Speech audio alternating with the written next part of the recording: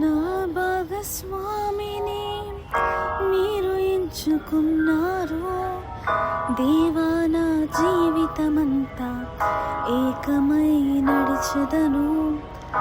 నా ప్రియునితో నన్ను జతపరచి ఉన్నారు దేవా, నా జీవితమంతా ఏకమై ఉండెదను. నా నీ వివాహ కార్యమును విశ్వాసముతో స్వీకరించెదను. నా యందు నీ వివాహ కార్యమును విశ్వాసముతో స్వీకరించెదను.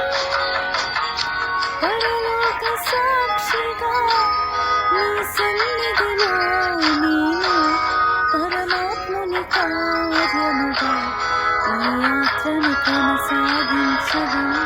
పరలోక సాక్షిగా నీ సన్నిధిలో నేను పరమాత్ముని కార్యముగా ఈ యాత్రను కొనసాగించను.